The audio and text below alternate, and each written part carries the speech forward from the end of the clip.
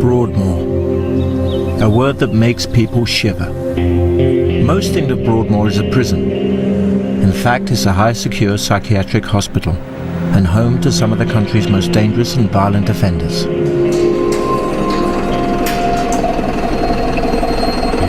After 5 years of negotiation, and for the very first time, the hospital has allowed cameras in to meet the men who live behind these walls.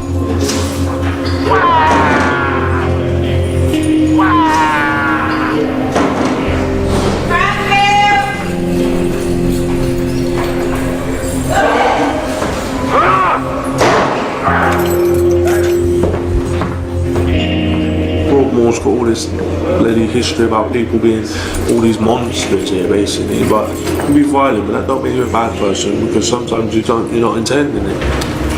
Hello, Bravo 10, Gather. One going to the Phoenix OT with escort radio Alpha 4, over. The easiest reaction in the world is to see somebody that has committed something atrocious, label them as evil, want to lock the door and throw away the key. I've probably actually never said the words of what I've actually done. I've never admitted it. It's still just a blur in my head. I got born into a satanic family, very, very violent. In some cases it would have been better to have killed me than to allow me to have this abominable life that I've had.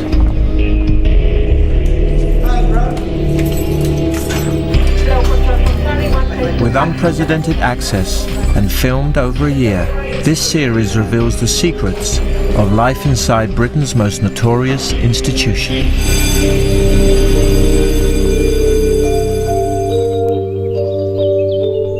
Broadmoor is perched above the Berkshire village of Crowthorne, just 40 miles from the centre of London. When people think of Broadmoor, they think of Ronnie Kray, Peter Sutcliffe, Robert Napper and Kenneth Erskine, some of the most dangerous killers the country has ever known. The public perceives this place as, oh, that's where the Yorkshire Ripper is locked up, that's Rachel McKell's killer's locked up. Broadmoor is an institution of lots of people, but not all rapists, paedophiles or murderers. There is people in here for self-harming in prison. There's people in here for burglary who then got ill in prison. And there's people in here for very, very evil things. And the brushes with all the same brush, which they shouldn't do. First built as a Victorian lunatic asylum for the criminally insane, today Broadmoor is an NHS hospital. Over its 150-year history, it's been a secretive and mysterious institution. Staff are under strict instructions not to discuss patients outside the hospital walls.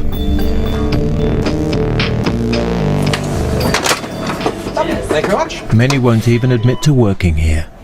Close family members know that obviously where we work, but if we're in the normal mainstream, then you would probably say you work in a hospital or something. We don't really talk about the place. Listen, if you said that you worked in Broadmoor, you just spend the whole of the day or the afternoon with a barrage of questions about the place, so it's just easier to say you work for the NHS. They're told not to share personal information with the patients either, and to leave their private lives along with their possessions at the front door. Broadmoor's most notorious patients, like Peter Sutcliffe and Kenneth Erskine, have chosen not to participate. But many of the men here have been front-page news and are vilified by society. This is the first time they've been allowed to tell their stories.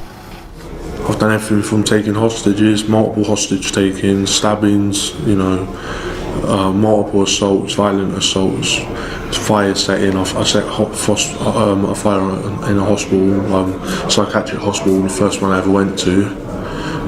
It was mainly violence, and my history is mainly violence. Broadmoor's 200 patients are all men suffering from mental disorders. They're classified as vulnerable adults, and only those who have capacity to give consent have been allowed to talk to us. Their faces have been blurred to protect their identities.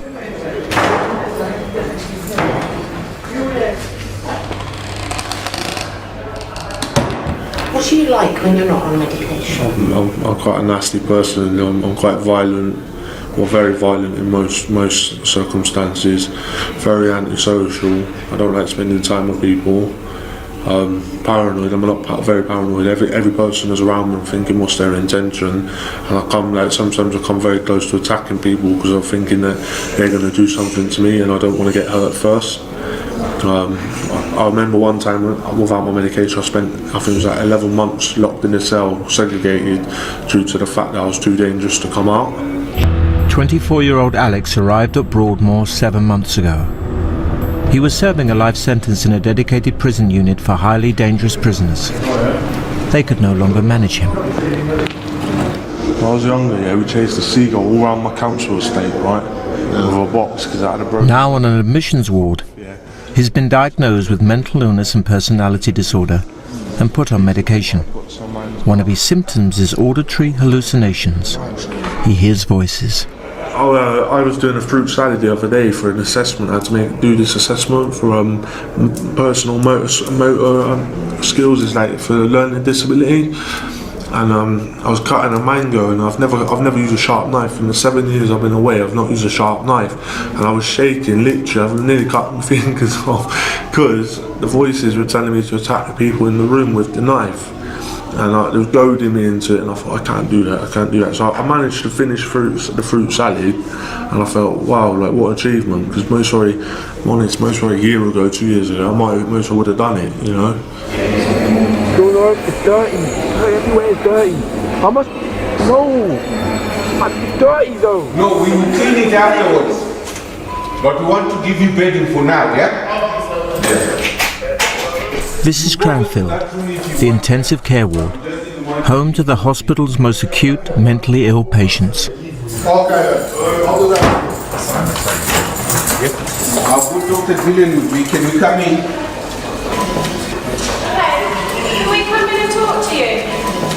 Sit on the bed for us then. Any contact with them has to be carefully planned and executed. This is a 6-person unlock. The door to this patient's room can only be opened with 6 staff present. Bullying, man. Bullying, man. Please. There's always the risk of violence towards others. You have to accept that, they've got a chronic mental illness and they will be very disturbed throughout the day, but you have to learn to work with them.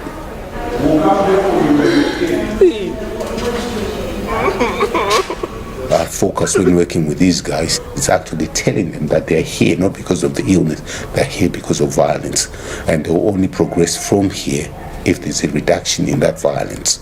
So that message, it might take time, but gradually over a period of time it starts going through. On this ward, even the most routine tasks run a risk of violence and involve a protocol. This patient has asked for a drink. Just give us a minute. She's going to get a cup, okay? Yeah, Habibi. Shukran. Shukran means thank you, right? You taught me all this.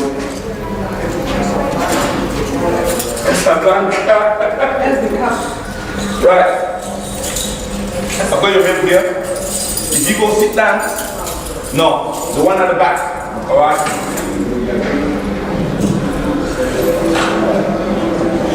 You need some more? I've got a house there for you, okay? Thank you. Thank you, guys.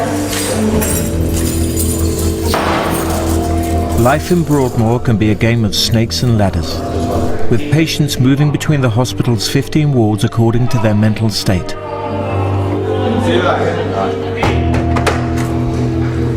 Patients who are responding to treatment can progress to one of the hospital's assertive rehab wards, where they're given greater freedom. Daniel is one of 12 patients on this ward. I've been here 5 years. Luckily, I never went to a high dependency ward. I came straight to a rehab. And to be honest, it's been, I wouldn't use the word wonderful because it's not wonderful, but I've been grateful basically to come here. In my spare time, I try and engage in artwork mostly. This was my first real attempt at an actual portrait, all done completely in graphite. And then I moved on to using charcoal along with graphite. And the charcoal allows you to have so much more depth in the tonal quality. And then, yeah, I did a self-portrait. The whole picture was a statement about when I got locked up when I was 14 and I'm now 24. This is me at 24, but that's me back then, sort of thing. Mental disorder is no respecter of class or education. Daniel was a 14-year-old boy at a mainstream school, and no one anticipated the violence of his attack on his own family. All of the men in Broadmoor present a grave and immediate risk to the public, and many have committed violent crimes, from arson to torture, rape and murder. Unlike a prison sentence, they have no release date. I've been a bit of a conundrum for the psychologist, and I've had about 9 different diagnoses from 30 different doctors. I've had seminars about me done, I've had people wanting to write books about me, just because of the unusuality of my offence and my age and what happened. I mean, my family are my saving grace, to be honest. You know, they're hugely supportive. And what's even more amazing is that my offence was actually orientated against my family, sort of thing. So the fact, and what a lot of people see is that when a family member has committed an offence against a family member, they often disown them, sort of thing. You know, it's too much for the family. But they told me that they swore they'd stay by me when I was christened, and they have, sort of thing. You know, they've always agreed I've had Asperger's. One of the problems I have is I'm not very good at understanding emotions, or if I'm feeling something, I don't always understand what it is that I'm feeling. But if I can draw it, I can get out these angry feelings or these frustrations of being locked up, or guilt or remorse, and all these negative feelings I can channel through this imaginative artwork, sort of thing. SB9. I've probably actually never said the words of what I've actually done. I've never admitted it. Not for you. Because I still get flashbacks. It's mainly guilt. I still struggle to bring it to mind. It's still just a blur in my head, and I've done such a terrible thing. That's one of the things that I've got to come to terms with eventually, is that I've done this, it's happened, and it will be with me forever. We're not allowed to reveal the details of Daniel's offence. Okay. The only thing I was wondering about was I sort of get problems with fine motor control and spatial awareness, things like that. Like bumping into things and dropping things a lot. As you say, it's not one of the most common side effects. In fact, the opposite is being reported. Daniel is taking medication and undergoing psychological therapy. These, together with everyday interaction with staff, are the cornerstones of the treatment here. Have you noticed any benefit? I don't really know what it is I'm looking for. I have noticed a difference on you, not over the last 2 weeks, but certainly over the last 3 months. I think that you are much more able to spend longer time with people on one-to-one situations.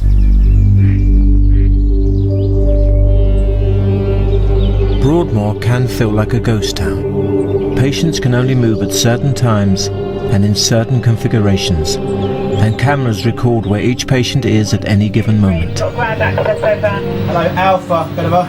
From Alpha to the Newbury Therapy. The control room ensures that incompatible patients do not collide. They're far enough away now, Kirsty, from us. You can carry on.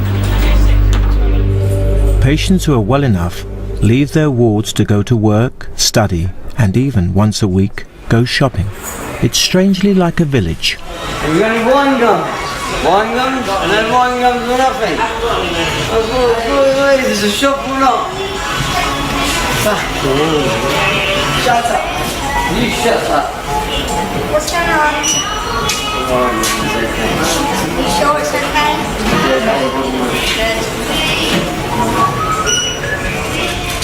The freedom to shop is a mixed blessing. One of the side effects of medication is increased appetite, and many patients are severely overweight.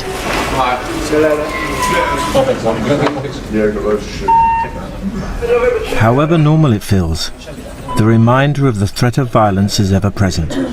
Searches, looking for potential weapons, are carried out before any patient movement. This is stuff that we've retrieved from patients.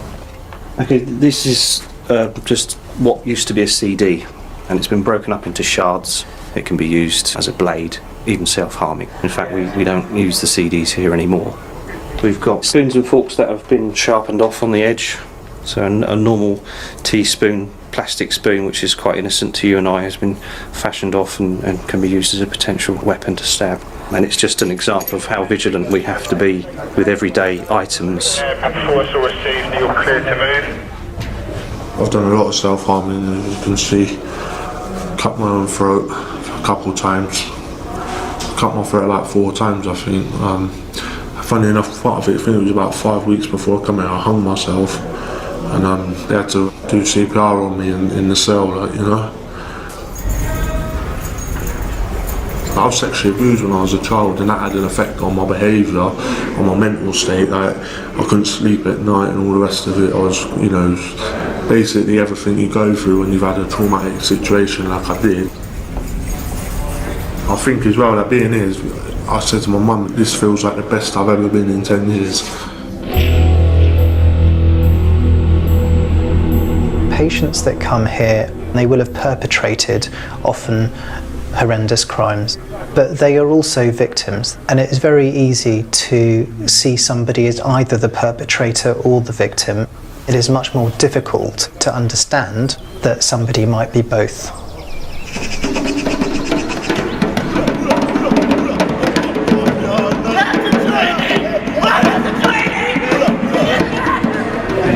Patients from different wards meet at certain events. First of all, thank you for giving up your time, because we know you could be doing other things and you have different work streams and a lot of creative. Today is a diversity workshop, and poet and lawyer Dave Nita is encouraging them to celebrate their different cultures. We're going to invite you to speak about your own culture, but before that we're going to have lunch.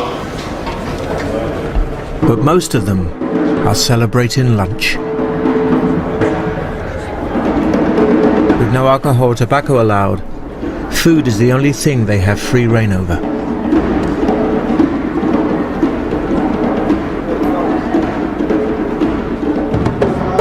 My mum's Italian and my dad's from a little island in Africa, and I like to say that being multicultural, it helps, you know, and it's good. It's nice to be different, because different is what we need. We don't want everything the same, and that's it. Oh, how did I end up in here? They said they had a spare bed, so I thought, well, I've been in children's homes, I've been in secure units, I've been in prison. The only place I haven't been is Broadmoor, so I thought I'd come along. Now 26, Declan was put into care at the age of 9. I remember the day my mum took me to this office, and I sat there on a chair, and next minute she just left.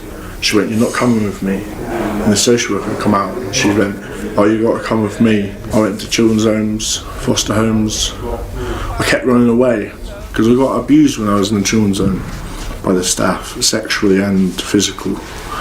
And I think it was like no one would actually listen to me. I ran away to London and I was living on the streets. You know what I mean? I was living out of bins. Yeah, not nice, but when you're on the streets you have to do that sometimes, you know what I mean?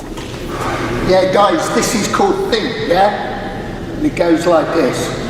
When you see a tramp out on the street, don't look down your nose so far, you see your own feet. When you see people homeless, don't reach for a broom. Consider if you have the means to give them a room. My victim, me and my co-defendant, basically stabbed them up. The judge classed it under as torture. As long as I know that I'm black and British and I'm proud of it, and that's me, yeah. You say you've got a child? Got a little boy, he's 7. He lives with his mum.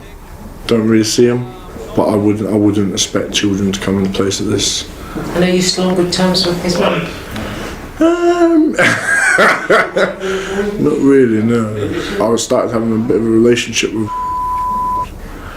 So yeah, that was the first time I found out that I was sort of that way. For some reason, I've always wanted to be a woman, and I think that's the way do you know what I mean? But in this place, you can't do that. They won't allow it. And I just want to say that I'm gay and I'm proud of it. Thank you. I want to be a drag queen. That's what I've done for a while. What's she called? Crystal. And what's she look like? Blonde and just fabulous.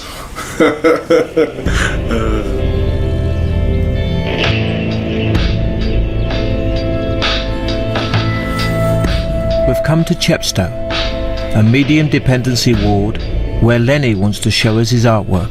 You do it in your room? Yeah, I do all my spare pens and waste pens and bits and pieces, using cups for the shapes and bottle tops to draw around. How long have you been here? 7 years this time around. Is it not your first time? No, it's the second time. What do you think of that one? That's the corridors in wards that are shut down now. So why are you considered at risk? Because I think my particular offence was against a consultant psychiatrist. They call them Section 12 approved psychiatrists, and they're very powerful. They're not like when you go to ordinary doctor. They work for the Home Office. He's not happy with life in Broadmoor and tells us he's bringing a High Court case against the hospital. Costs, I don't know how much. What was the last figure that they say it costs to keep us here every year? Is it £320,000 a year or something? Surely it's wrong to charge a fortune for people like us when it would be nowhere near the amount of settlers in the community. It costs £300,000 a year to keep a patient in Broadmoor, almost 5 times the cost of keeping someone in prison. Before Lenny came to Broadmoor, he was an outpatient at a psychiatric hospital, where he threatened his psychiatrist with a machete. Do you think you should be here? Or? But do you think I sound like a babbling idiot? Because I think, well, no, I don't think I should be here. I think I should be sharing this of my life with other people. I want to share my life with other people. I want to be able to get up in the morning and decide when I have a shave, what I do, when I do it, and be reasonably responsible for my own behaviour, like everyone else out there. And I don't think I'll be any more of a danger than whatever's already out there. And I will be honest with you, I am rude here. I can be really furious and angry. People become you're the patients, yeah? That is a term we use to separate you from the rest of society. We're the last thing on earth, this is the truth here, to be given what you call equal rights. What do you think? Do you agree or not? I'm not anti-people, I'm all for people. Downstairs on the admissions ward, Alex is keen to progress. I was 7 months I've been here till yesterday. 7 months yesterday. It's taking forever.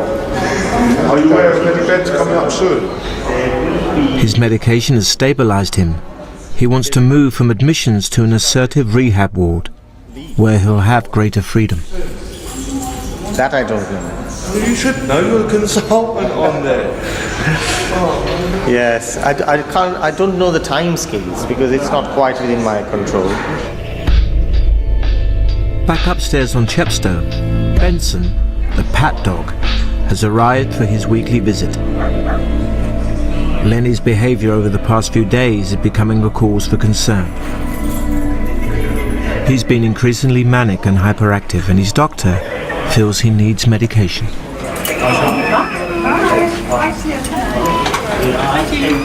Lenny refuses to take it, so it would have to be forcibly administered by injection. Hang on, film me. Tell me to let go of me, not to touch me. I don't want you to be at risk if you guys just... Tell me not to touch me. This is wrong. I'm not fighting you. We don't want to fight you, just for your business. It's not for me, I don't need it. It is. This way. No, I can't really have the wrong way. Have you guys not locked the door? Guys, we really need to get this started. If you just mind, just please. Okay? Alright. At this point, staff tell us to leave the ward. We're told we can see Lenny the following day.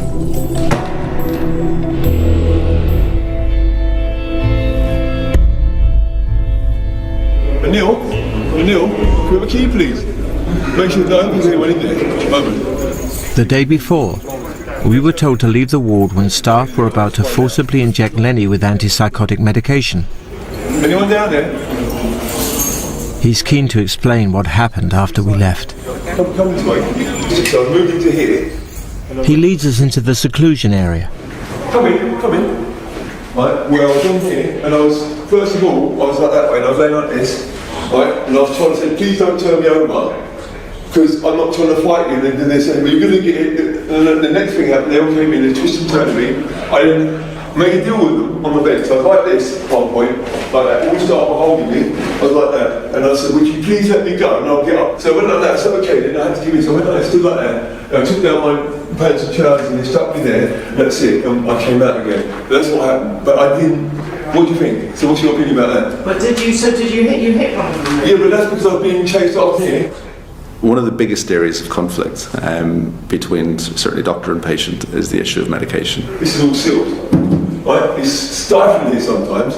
One of the difficulties with psychotic disorders is your interpretation of reality is different from other people's. If you genuinely believe there's nothing wrong with you and you don't need any medication, why on earth would you want to take some of the medications that would be up for discussion? The next thing is the area. Can we open this door, please? He's particularly angry for two reasons. So one is he doesn't believe he'll benefit from the medication at all. The second reason is that he believes he's involved in a major High Court case against the hospital to expose a range of malpractice, particularly in relation to him, but in general, about how these services are just really keeping people in jobs and don't provide any useful service. The hospital's defence is just, he's with some of the most notorious people in the country. I'll show you what. He believes we've given him the medication purely to dull his mind and weaken his chances of being successful in that case. In fact, he's not currently involved in any legal action or court case. No, I'm not going in there. Sorry, it's private. I can't go. It's private. That's my mess. My mess. And look, can you show me? Look, that's my mum. That's my mum and me. But she's pretty in black and white when I'm 16. See it? He's a man who spent a long time in institutional care. In previous settings, was frequently assaulted. He was violent himself on several occasions, but he was often assaulted. You want a drink or anything? A cup of chills, like? Are you sure? Anything? Soft drink? Nothing. Right, thank you very much. Thank you very much. Sorry to wait. There are 11 other people, by the way. Thank you very much.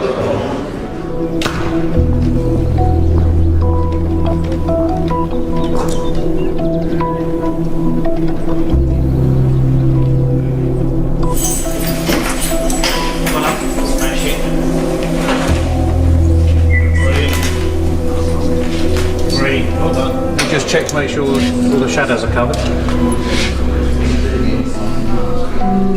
So they checked the first thing in the morning, again before the patients go back.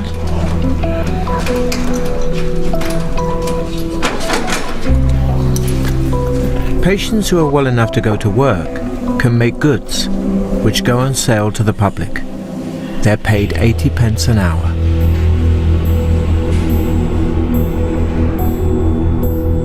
Alex has been doing well and is now allowed off the admissions ward to come to work. Everyone's saying, oh yeah, you're going to move. They said I would have moved by Thursday last week. Nothing's found out. I've been on to my psychiatrist saying, look, why am I still on an admission ward after 8 months when there's a bed for me on rehab? A bit frustrated. Yeah, it's frustrating, but I'm just at the moment focusing. Next week I've got a visit. Mum and Dad are coming up for 2 days. So, I'll spend some time with my family. They have a saying here, there's time, and then there's Broadmoor time. Which episode did you see last of EastEnders? About a week ago. Last night? Last night, yeah. Yeah, so what, did they show the man who was pretending to be Nick Cotton's son? No, I didn't see it. While medication can often control behaviour, extensive therapy is needed to change it, and that takes time. I'm in the diary, okay? Okay. Estelle Moore is the hospital's lead psychologist. She's been here for 20 years. You alright? We'll say just carry on with the violent offenders group, what finishes in December. Okay, right then. Patients undergo specific therapies depending on their offence, whether it's violence, sex offending or fire setting. Understand the relationships and borderlines. No, not borderlines, boundaries. What sort of actions are safe and contained in relationships? The sorts of things that you would do that feel like normal and safe relationships? Laughter.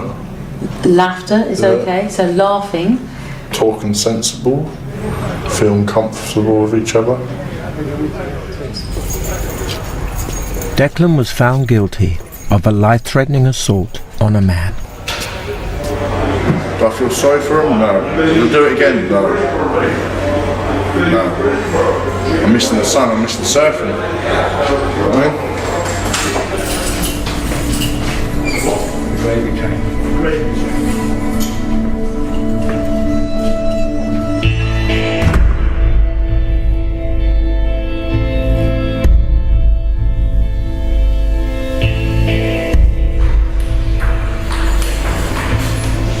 Lenny has been on antipsychotic medication for a few weeks.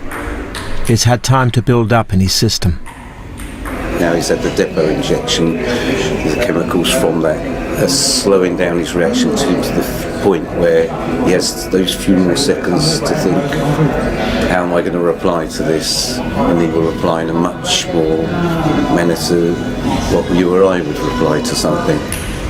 I could definitely empathise with them. He hasn't come from a different background to me, but he has come from different parents to me. It seems to be the case with so many. Yeah, no, I'd agree with that. You can probably see, if you go back into the lives of most of our patients, you could probably identify them at 5, 6 years old and say, I'll be seeing you later on, and things like that. Yeah, he's alright, he's my buddy, one day he's going to tell the truth as well.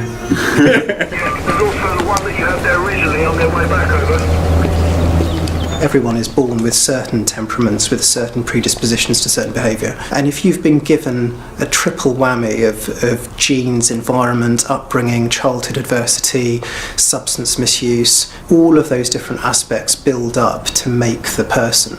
And it's a long-term project of gradually putting somebody back together and making sure that they stay in that recovered state.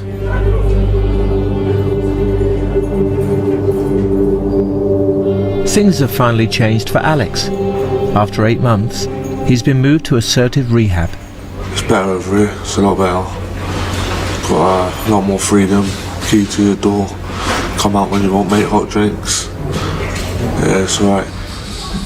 But it's not all good news. As so often in the past, he is in danger of self-harming.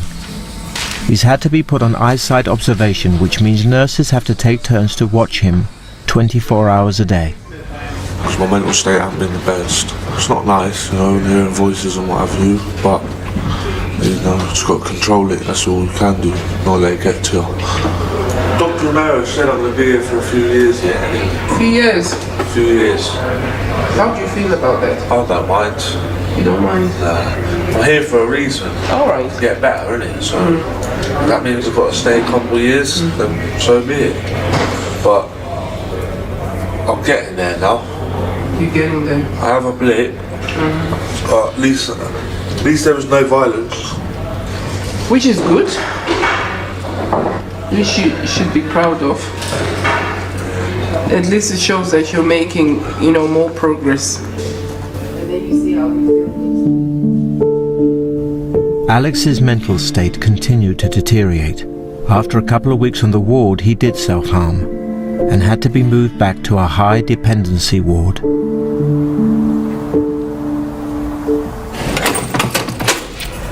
We meet up then? We can. Where should we go? On Chepstow ward, Dr. Larkin wants to discuss a recent incident involving Lenny and another doctor.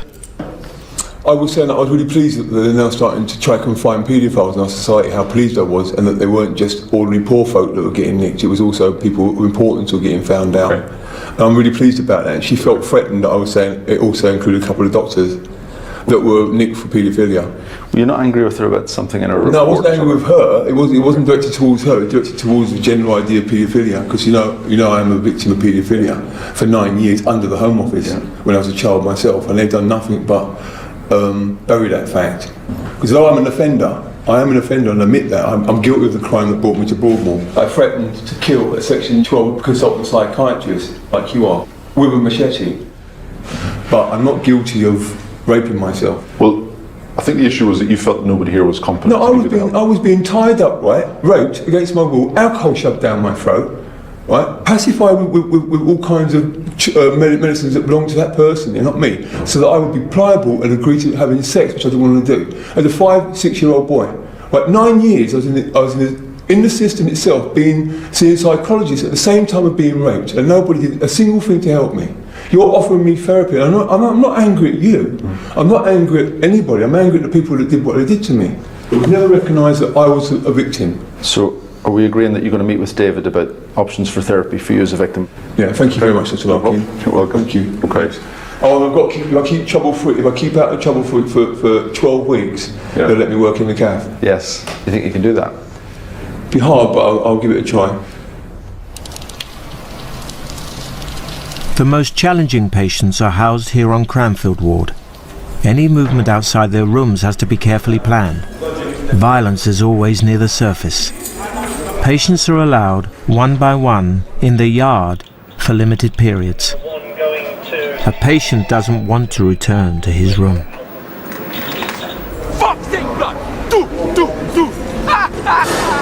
Okay.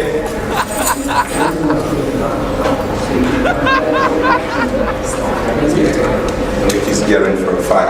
Yeah. Well, let's get it started. Did he tell you? His primary nurse, Mo, has already given him an extra 30 minutes. What's he doing now? It's a planned intervention to relocate him to his room because his presentation dictates that he could put up a fight. Do you feel he's a bit unstable at the moment? Yeah, very. Yeah. It's quite threatening and verbally abusive at the minute. Yeah. Mo puts on a camera to record the planned intervention in the event of any violence. You said half an hour.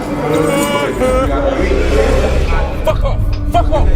On the intensive care ward, staff are preparing to move a reluctant patient back to his room from the yard. Fucking release me! Fucking release me, man! I'm going home and we're leaving 6 people, so we need to go. 1, 2, 3, 5, 6. There's a lot of people to take. Yeah, we'll take you down. The 6 of us will take you down. Yeah. Shall we go? Because we need to go home. Go home then, innit? I'm not troubling you. We need to be ready now because we are ready. Yeah, turn around for us. So turn around for us. Right. Yeah. Right. Let's feed that honey through there to me. Don't worry, we'll do exactly the same. Relax. Bring your next hand to the side. Bring your next hand to the back. Go on, bring it up. Nice, thank you. Right, move. Right. Nice and relax, yeah, right? The hospital has forbidden us from showing this restraint procedure, even with the patient disguised, on the grounds that he doesn't have capacity to consent. His voice has been replaced by an actor's.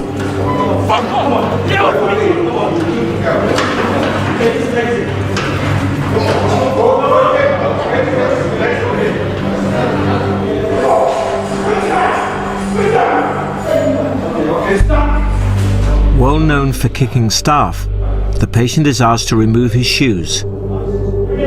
As predicted, he lashes out.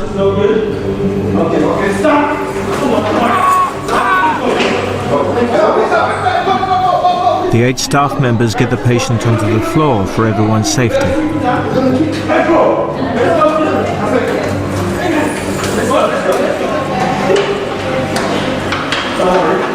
They're outside his room. It's back on the floor and a final maneuver to get him safely through the door. Take his ankles, someone take him off the knees. We're going to lift him up, okay? Stand. Let's go! Once in the room, the patient is placed on the bed, feet furthest from the door. Then one nurse will keep hold of his legs, another his arms, and a third his head. Start off, man! Start off! They let go and exit, one by one.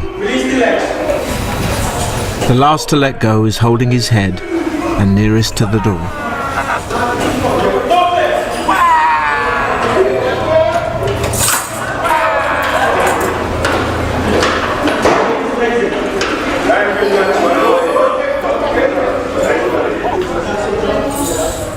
More weight. Whenever force has to be used, staff take time out to reappraise. Started being verbally abusive and threatening. Are you okay? Clenching his fist, swearing. The minute presenting that manner, you know he's going to fight. You know, you can't predict these things. We did our best to try and manage it. But the most important thing is that everybody is safe and the procedures were followed very well, and the patient himself is not harmed or injured. Yeah. So that's it then, guys. Back to our jobs. That's it. That's Good work. Good work, team. Right. On average, there are 5 physical assaults a week on staff, including punching, kicking, throwing hot liquids, urine and feces. Some are serious enough to warrant the hospital pursuing criminal charges. Does that happen to you a lot? Yeah, it's part of, Can be anyone at any time. any time, you know. Obviously, you can see their state, Just put a bit of water. their mental state is very unstable. Oh, really unpredictable. Anyway, it was well managed. Yeah. Because at times you can get serious injuries. So Mo, is every day like this for you? Sorry? Is every day like this for you? Every other day. There are days when the ward will be very settled, the patients are quiet, will be in a happy mood, but not all the time because their mental state tends to subside a lot. So you were right about him though, weren't you? Yeah, of course. I am his primary nurse, so I know him.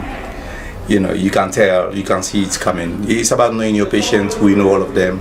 So was he complaining about how many of you there were there? He was counting how many staff there were. He knew that we are ready for action. You know, in as much as they are mentally ill, but they are not stupid. Yeah, some of them, they know exactly what they're doing. It's kind of like pre-planned that I'm gonna get them, and they'll look at the team to see, oh, I think this is a weak team, and then they'll go for it. Yeah, we're going. Yeah.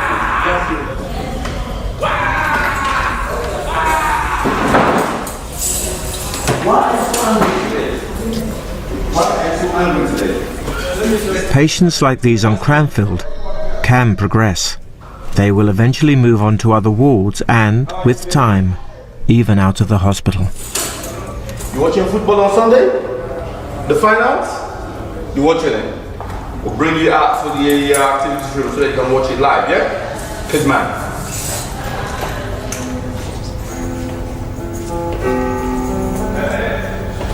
Every day there is love for you, and every day we can start anew.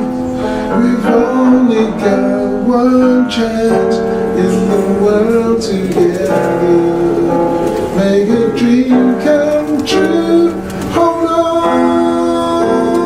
and treasure your love. Many think that Broadmoor is simply the dumping ground for society's most notorious criminals, a final destination with no hope of return.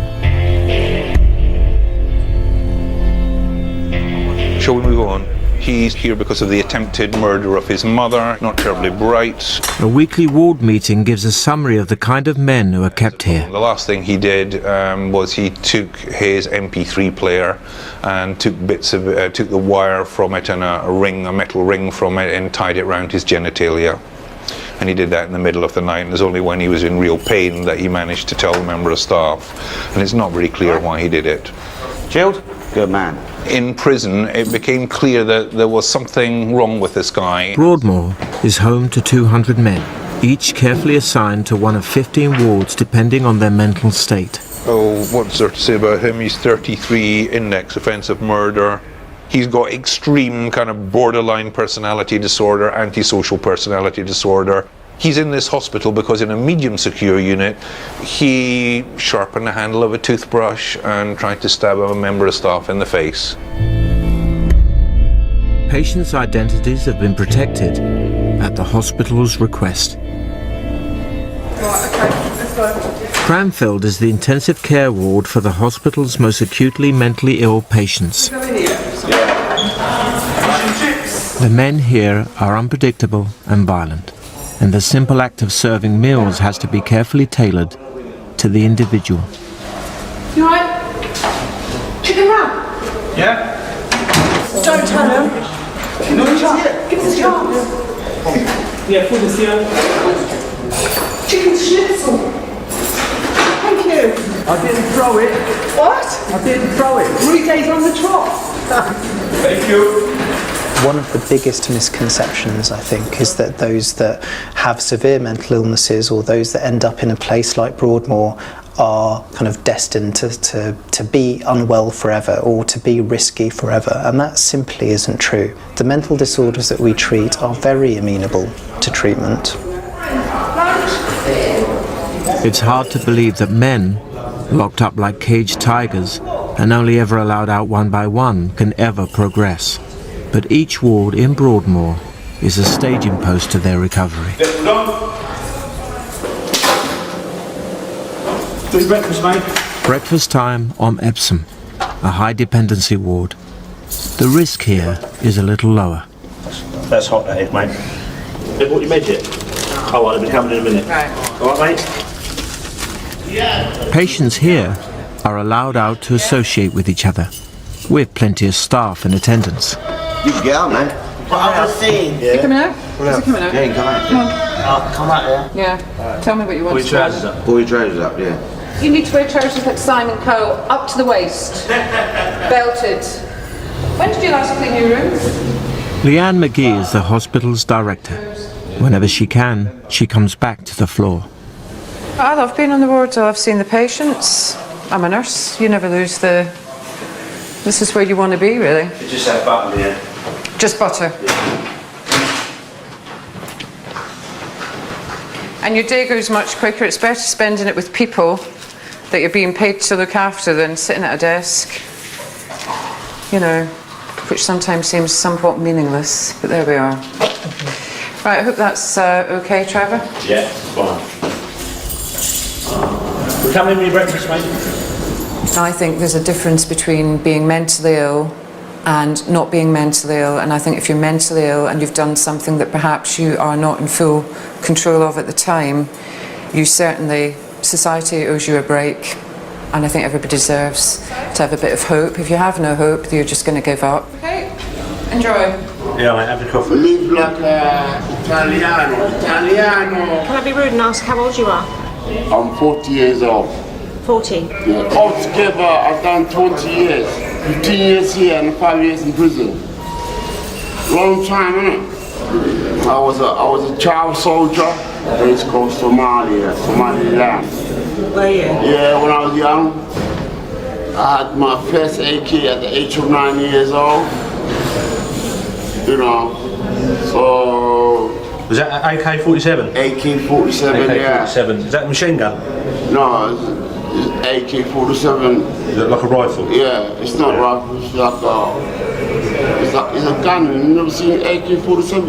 You've never seen AK-47? He's well on the way to be referred to a certain rehab. Oh, good. He's doing really well.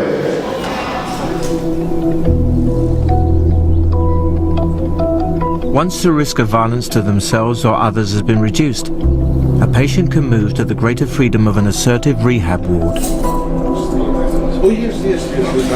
We all have keys for our own room. So staff have got an override key.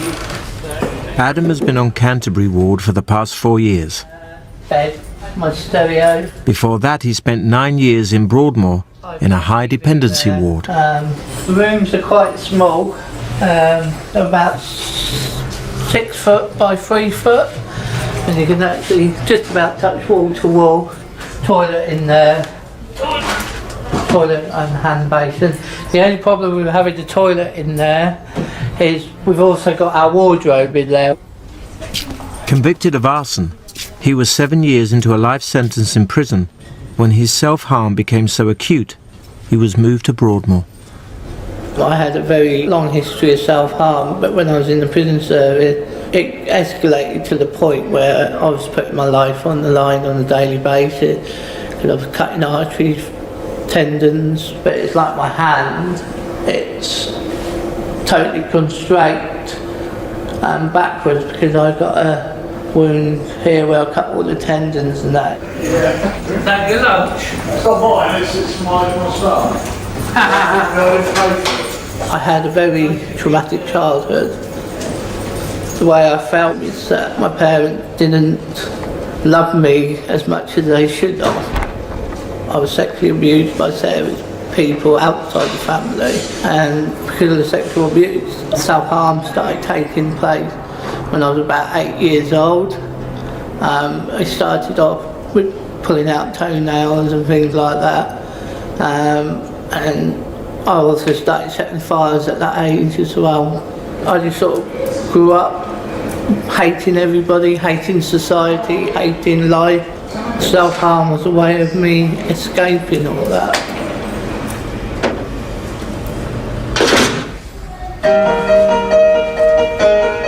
I'll just do that, turn it down, and I'll just lie in my bed like this. And then once the beat gets going, I'll start doing that. Adam's Broadmoor journey has been long with many setbacks, but the end is finally in sight. He's to be allowed out on trial leave to a medium secure unit 30 miles away.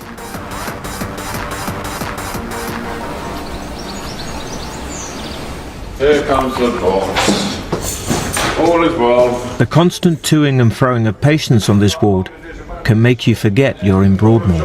You know, chopped garlic, all going into one pot.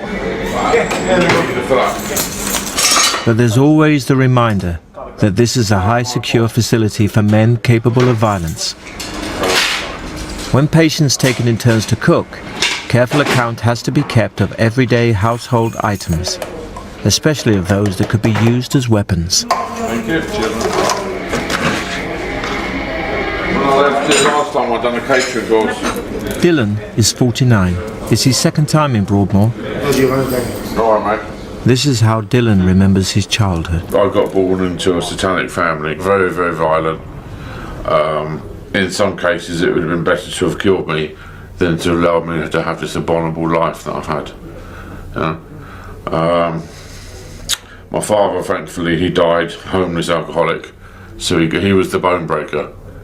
You know, he would break my bones and leave me in the attic and just, that'd be it. Do you know what I mean? So I had to learn pain very quickly. Yeah, did you watch that Death Row thing? I didn't watch this week. My father raped and beat my mother badly. In his twisted thinking, he could raise a demon from some kind of hell by raping her in the way that he did. The moment I was born, she freaked out. She said, "Oh, your eyes are evil, you're evil," and that was it. She just tried killing me. She made me eat cat's food all the time. She was keeping me locked up in the attic. Wasn't allowed to talk to my brothers or my sister. And my mother, she also liked the sexual abuse.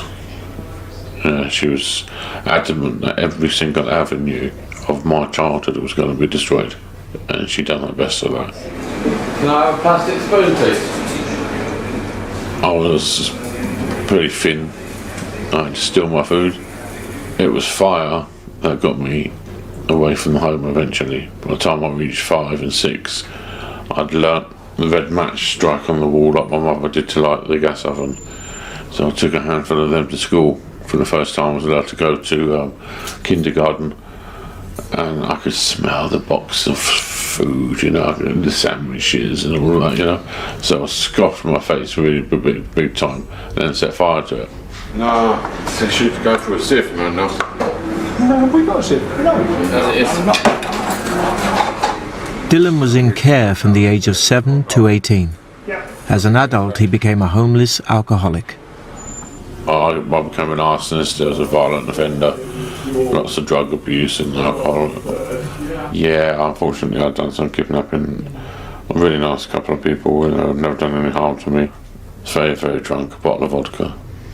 Threatened the police outside. I had the guns on me if I didn't put the knife down. I basically wanted them to kill me. You know, I wanted them to kill that wild, out of control alcoholic inside me. And I was inviting them to do that. And they, you know, they were very, very bloody close. And I just put the knife down. I like bread. It smells nice. Beautiful. I might say so myself. Anyone think I've cooked it? Everyone else is like. Dylan's psychiatrist is currently assessing whether he's sufficiently recovered for release from Broadmoor. Can I just say we all wish a very happy birthday. He's reached 34 today. Happy birthday to you. Happy birthday to you. Happy birthday to you. Moving on from Broadmoor is a slow process. Birthdays come and go with no set date for release. Broadmoor has 800 staff. Many have been here for years despite the daily risk of assault. Off to work we go. It may be a hospital, but staff here have to have specialized training and equipment to deal with anything, from enforcing medication to managing full-scale riots.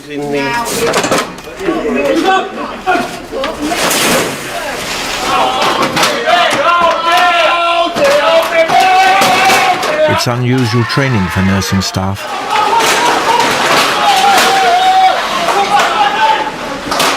You gonna come out?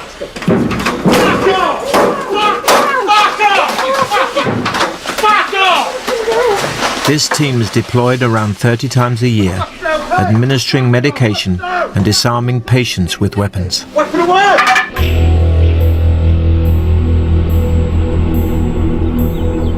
Not everyone in Broadmoor is directly violent, but their behaviour can nonetheless cause grave risk to others. Anthony has been on an admissions ward for 5 months. He's at the start of his Broadmoor journey. Is that your normal reading? No, we're forced to read out of the Sun or the Mail. But no, probably I wouldn't choose that. It's arson that has led to Anthony's incarceration in Broadmoor. His mental health began to deteriorate at university. When I was 19, started eating quite large amounts of cannabis resin. Started eating it? Yeah. I had a glimpse of what I thought on cannabis were things that could solve problems for the whole of the world. I became very grandiose. I believed that the sum of the total energy in the universe was God, and therefore you are God and I'm God, and this bed is effectively God. And then doing just bizarre and unusual things like climbing bridges and surfing on trains and taken back to hospital because I drove past a police car when I'd been high. So, but when you say you drove past a police car, what's wrong with that? On pavement. Ah. Anyway, during that period, somebody broke into my flat and kicked the door down and threatened me in my flat. And the door whacked me in the face. After I'd been banging and making music on the window, so I'd been a bit of a nuisance neighbour. But I didn't have a mobile phone. After he left, I barricaded the door and lit a fire in my window to try and get help. Sent to a medium secure psychiatric unit, he again became psychotic and started a fire there. This brought him to Broadmoor. He's previously been on preventative antipsychotic medication, and now his psychiatrist wants him back on it. My introduction to the mental health system was jab full of a medication that when you wake up you just feel absolutely terrible, you can't function, you can't communicate, you can't do anything, and it effectively makes me mentally disabled. Anthony is refusing to go back on medication.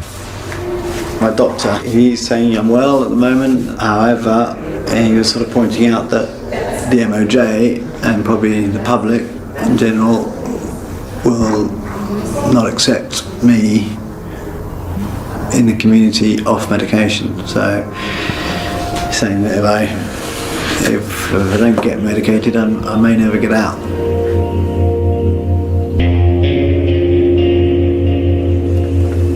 Many of the patients here have a history of substance abuse, often linked to their mental illness. Therapy aims to give them the skills to resist temptation. So what we want to do is expose people to some substances today, okay?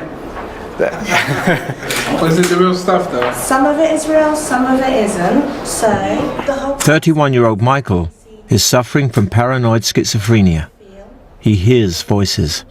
When I first started hearing this stuff, when I was about 24, it was amazing. I couldn't believe it. I had to run out of the house because I was scared. I mean, something's speaking to your head. That's, unheard of to me, do you understand? It might have been drug induced because I was smoking cannabis heavily at the moment, but it goes more deeper than that. It smells real. Is there a face associated with the voice for you? Nah, no, just something like in my head. Nothing. It's like a living part in my head. It's like a demonic kind of being, you understand? But now while you're talking to me, has it been talking? Well, it just called me a fool at this moment that he just mentioned it, but while I was talking, it wasn't saying nothing. But then now he mentioned it, I came to think of it, and he just called me, yeah. I know it's hard to believe unless you live with it, but it's just like having a conscious being in your head. Learn to live with it. I'll take that suitcase back to my room, baby. And do what? It's just nothing. Do nothing, yeah. Stay away from drugs, right? It's not good. While medication has diminished Michael's voices, it hasn't eradicated them. How confident are you not to use? 8. An 8? Yeah. Okay. Obviously, I would like to be at the top end of the scale. Mukhtar has been in Broadmoor for 2 years. It's been the most stable period of his life so far. I've never seen my mum. Never seen my mum, you know. She's supposed to be in America. No. You've never seen her your whole life? I've never seen her my whole life. I've tried to find her, but that's the difficult part because I don't even know her full name. Holding on to hope, holding out for our future. Moving forward step by step, following our dreams on the road to success. Mukhtar ran away from foster care when he was 16 and became involved in street gangs and started selling drugs. He didn't realize he was also becoming mentally ill. I've had a lot of stress. I kept on hearing voices and I kept on attacking people and I kept on being erratic behavior. A rival gang warned him off their territory. Mukhtar says his drug supplier gave him a gun and told him to deal with them. Holding a weapon, my first time, and it felt like whoa. To some extent, it did feel like, you know, that I'm dangerous now. But on the other hand, it felt like I'm vulnerable as well, you know? Armed with the gun, Mukhtar returned to the estate. And my intentions were gonna fire a gun in the air. I would certainly run off. But these people didn't run off. They chased me to the block of flats. Now I'm cornered.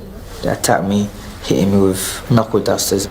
One of them got the gun like that and pulled it, like to try and take it off my hand. I was scared. I was thinking I'm gonna get killed there. So as he grabbed the gun and he pulled it away from me, I just remember bang, hearing bang, and my finger pulling the trigger. And it's the worst experience I've ever had. How old were you? I was just turned 18, January. Just turned 18. Found guilty of manslaughter, Mukhtar was sent to Broadmoor under a hospital order. I didn't know the place. I didn't know nothing about it.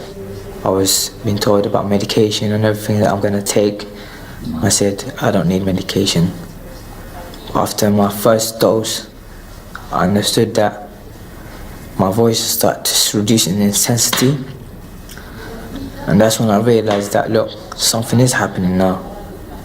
No? It was different.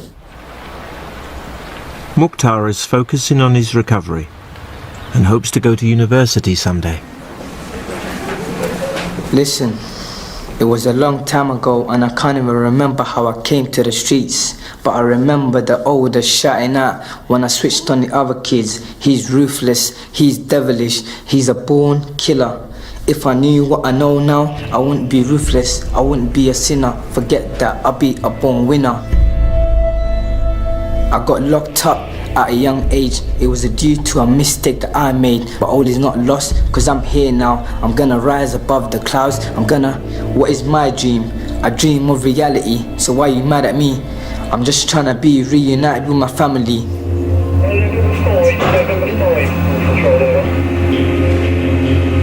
Like everything in Broadmoor, getting in and out takes time and follows a strict protocol. Yes, Alpha, that's all received. You're clear to move. Escorted by nurses, Adam has been out to visit the medium secure unit he's hoping to move to within the next couple of weeks.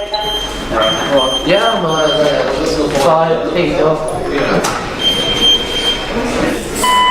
so it didn't go as well as I thought it would.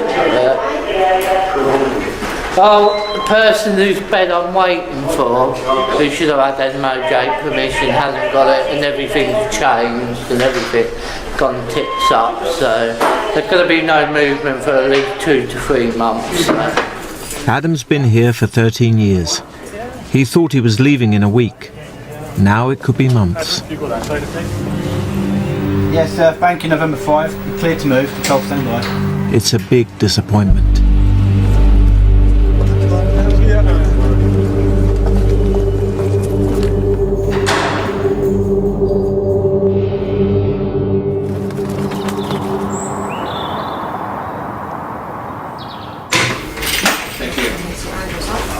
Hello, stranger. How are you? You're back tonight? Yeah. I was told you weren't back until the 12th. Really? Was he? Yeah, it wasn't a very good day. More I did, the more depressed I got. And in the end I came in here and then I just ended up screaming, shouting, crying. I started throwing things at my daughter way to say, look, get in here now because I'm just about to do something. But I'm still screaming and shouting, quite hysterical. Normally when I throw things, I get up, pick the bits up and do something with them. You know, and I didn't this time, so that's another thing, it shows how far I come. Oh, you mean you use the bits to hurt yourself? Not a normal thing to do, 40-year-old throwing things about, but I had to do what I needed to do to get my head out of that situation, you know, to show that I was in pain and angry and stuff like that. But you didn't self-harm? I didn't self-harm that time, which I got a lot of praise for. If Adam does self-harm, he'll jeopardise his chances of transfer out of Broadmoor. In Broadmoor, staff rely on knowing their patients well enough to be aware of what's going on in their heads. They call it relational security. This patient believes the hospital is trying to poison him. Hi. Hello. I was going to ask you the same question. I'm very well. Just to kick off, there are several staff that I can smell a bad odor coming from when they hand me something. So can they use gloves, basically? That's what I'm saying. Depending what it is. Well, anything. No, if it's food stuff, no, that's fine. But no, they're not going to be wearing gloves. You guys are Scrooge. What else is on your list? Towel. They give my flannels a musky smell. I don't know what to say to that.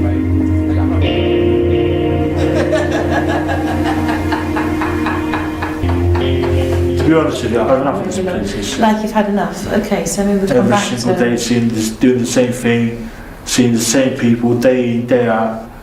It's just madness. The thing is that whilst we're here, all they talk about is RSU, RSU, RSU. Every single second, every single minute, every single hour, day, year out. The way out of Broadmoor is usually along a winding road that eventually leads to a regional secure unit, or RSU. They're found in towns up and down the country. And once you do get to an RSU, all they'll talk about, listen, you can't know where you are, you're going straight to Broadmoor. So they're threatening with Broadmoor. Then you come back to Broadmoor, if you can't behave yourself, you're doing well, you're going to go RSU soon. Simon has been moving between high and medium dependency wards within Broadmoor for some years. Well, are we saying something about the difficulty of being here? I'm going to abscond if they piss me off on the whole shoot. Because last time they really pissed me off, and I had to knock out some of them. I made weapons as well. I went in the office, yeah, I closed the door behind me, I blocked it with filing cabinets, the door, and I just trashed the office. And I enjoyed what I did, I enjoyed it. That's one of the reasons why I met him, by the way. How are you? I don't know what to say. Doing alright.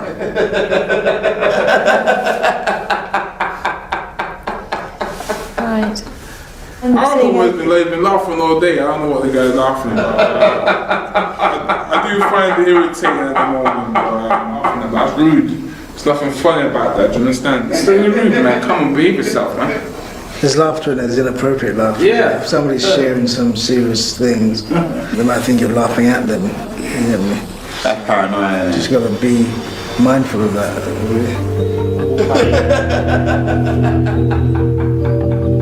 A few weeks later, Simon attacked a nurse on his medium dependency ward.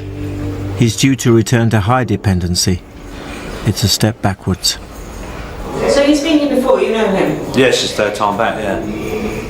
But he likes it on here. He likes the staff and he likes the structure, so that's why he wants to come back. So some days when he wakes up, he'll say that I'm Turkish today. And then the next day he'll be Greek. So it's quite funny. But yeah, no, you can have a laugh at him, which is good. He is one of the funnier ones of the crew. You alright? Let me get on there. They're collecting Simon from the seclusion area in Chepstow ward, where he's been kept since the incident. Get yourself ready, you come with me and Trev. He's threatened to attack more staff and needs the restrictive regime of a high dependency ward. Chop chop then. Shake a leg, mate, come on. He's got his back to the door, yeah? Back to the door. That's it. Hands behind your back, mate. Well done. Come right back then. Come back in a minute, trainers. Put your trainers on. Carry on, please. Shut the door.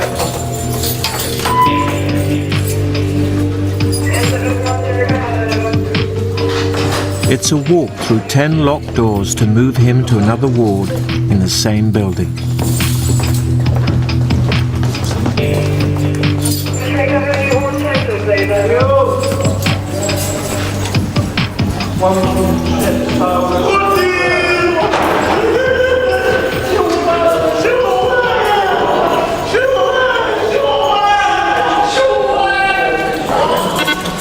We don't like to see anybody coming back, but it's a quick fix. I mean, we get him back into the structure, restart him on his medication, get him stabilised again. Then I'm hoping that he will only be back here for a matter of weeks, and then we'll progress him back to Chepstow, and that'll be his pathway route out of Broadmoor. Isn't it dangerous wearing a tie? No, it's clip-on type. So anti-strangle.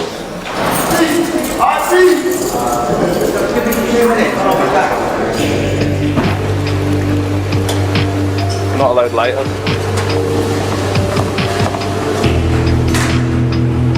For many of Broadmoor's patients, there's stability to be found in the strict routine of an institution. It may also be the first time they've been looked after, had regular meals and consistent interaction with others.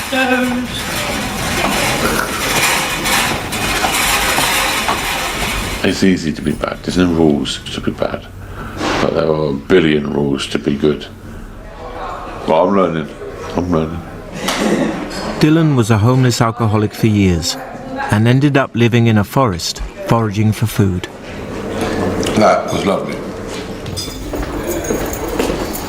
He's been on an assertive rehab ward for 4 years. He's hoping his psychiatrist will let him move on. I do believe that you continue to need treatment in hospital. Okay, in that respect, my view is that you still have a mental disorder, personality disorder. The thing is that the team, we do not believe that you need to continue this treatment in high security. I'm still cautious. I still believe that you need treatment in conditions of security. Anything else then? No, I'm really just keeping it. I'm getting old now, you know. I haven't got time for all this sort of fighting. What do you mean by old? Getting old. Anybody who's younger than me is young.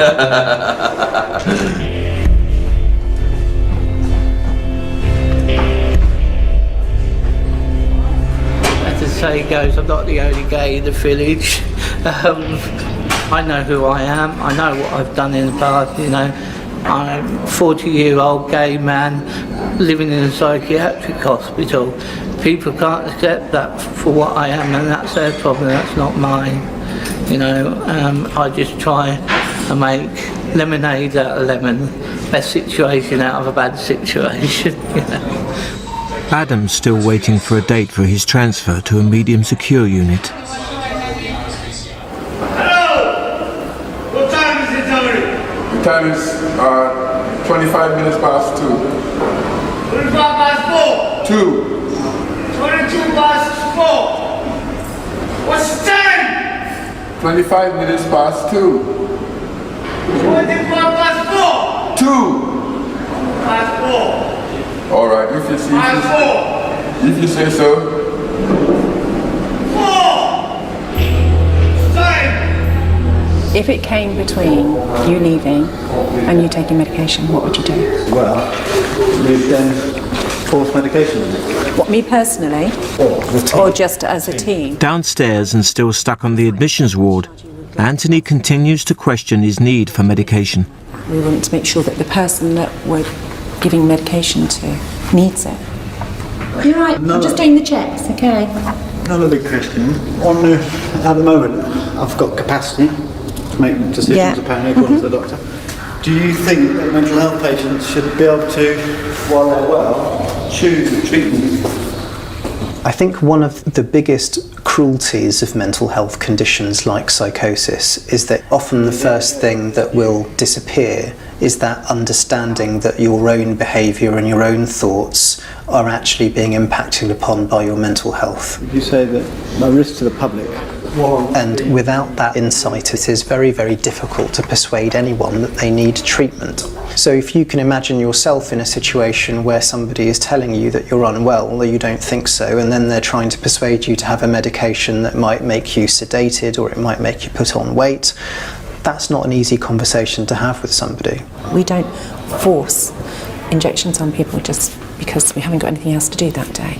Sure. There's lots of other things that we look in, just like you do. But you agree that medication is forced on some patients just as a prophylactic, just to stop them becoming unwell in the future? I'm not agreeing to that side of it. But it's... I'm not agreeing would you to say any that doesn't happen? I am saying there are times when we have to give people medication because they become a risk to themselves or Yeah, others. so say because their mental health is deteriorated. But I'm not discussing other patients, we're discussing Okay, you. Can you walk with me so I can make sure everyone else is okay? I'm well.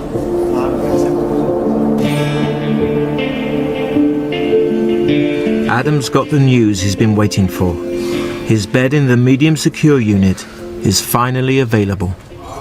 I don't want to let my family down, I don't want to let myself down.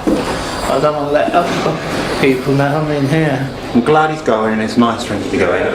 In a way it's a bit sad as well because like we've been on the same ward together for nearly 4 years, so... Should be missed, but he won't be forgotten. Could have stood by me, could have fucking thing really on the board. When I had my own problems on the board and that, he stood by me and helped me out and does a lot of things for me and looked after me, and, you know, and I try to look after him, but... He just drove me mad with CDs. Not that bad, but... It's his final evening and time for a last movie with his mate. Jennifer Lopez is in a lot of films lately. Do you have to stay outside in the corridor? Unfortunately, yeah.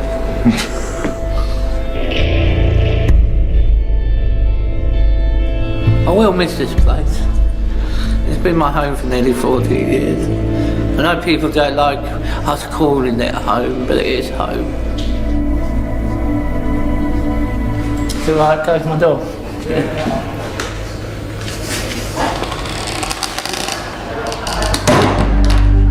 Last night behind the power.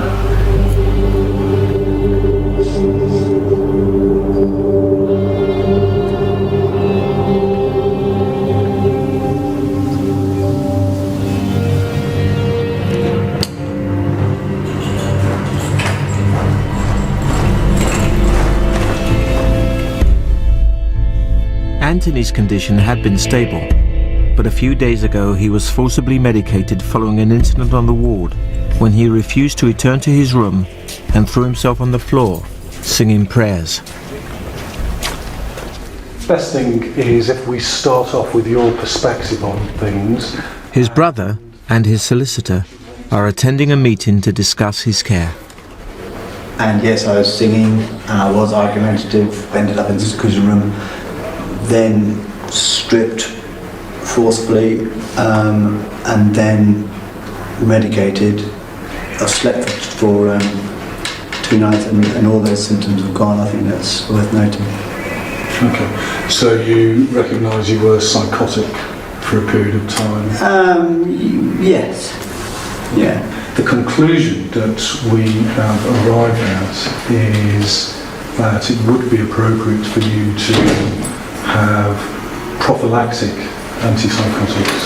Is it best practice, according to that I'm involved within this decision-making process? I think your views about medication are very well known to the team. Why do you believe that I am so anti-psychotic medication? Well, I know that you experience it to be uncomfortable, but... Uncomfortable?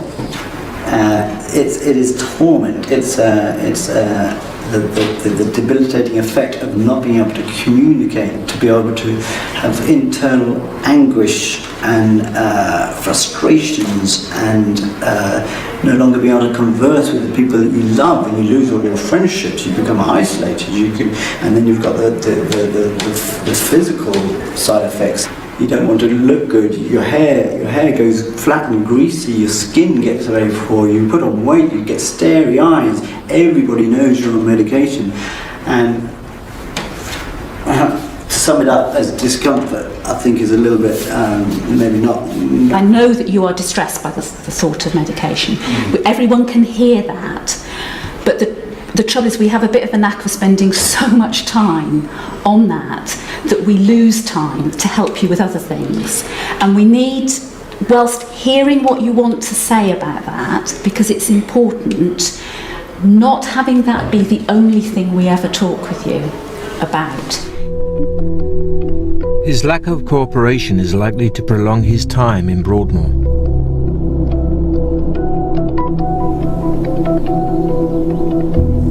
After a second psychotic episode, Anthony started taking medication. He's been allowed to move to an assertive rehab ward. Are we ready? Yeah. So, man, Can you do level 1 for me, please? Following his psychiatrist's recommendation that he be kept in less secure conditions, Dylan is going to a mental health tribunal to see if they will agree. I have totally outgrown being in Broadmoor. Okay, I've done my medication, I've done my groups, I've done everything. Let's see the next stage now. Give me a little bit of hope.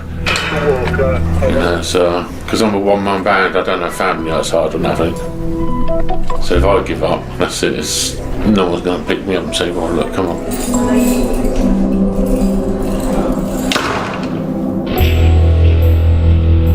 Unusually, the tribunal is over quickly and with everyone in agreement. Well, I don't go in there expecting anything, but I've been allowed to be conditionally discharged to an MSU, and I'm leaving 10 times better person than I ever have been. And that, my friend, is something all those people that done bad things to me in their past will never see, because I've broken the chain. Broadmoor served its purpose. I don't need you no more, Broadmoor.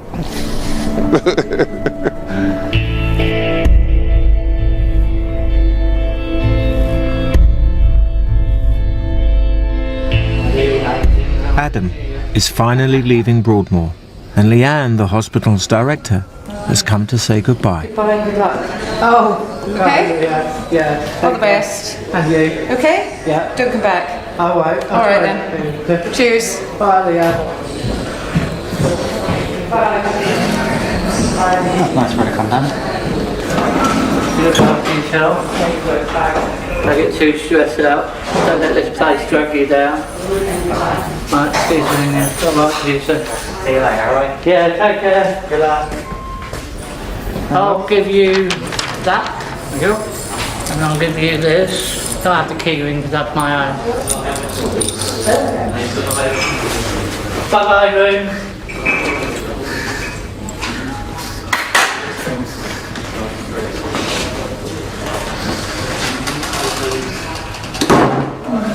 Do very well. I think on behalf of the team, we're really proud of you. I didn't get anything from that, but we are really proud of you. Good luck.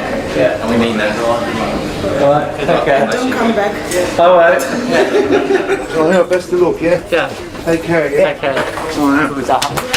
Oh no!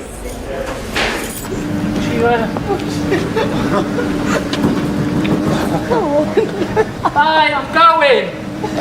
Bye!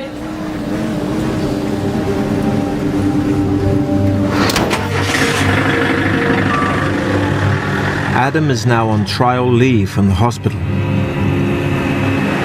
In the event of an incident, he could be recalled at any time.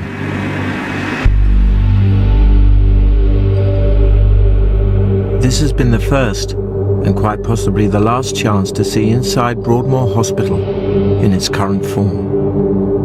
The lives of today's patients will continue nearby, where a new hospital is under construction.